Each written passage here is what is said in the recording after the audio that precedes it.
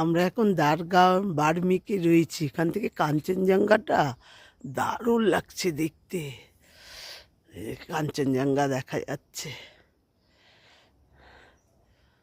খুব সুন্দর লাগছে কাঞ্চনজঙ্ঘা। কদিন ধরেই নাকি কাঞ্চনজঙ্ঘাকে খুব সুন্দর দেখা যাচ্ছে, নিচে মেঘ জমে রয়েছে।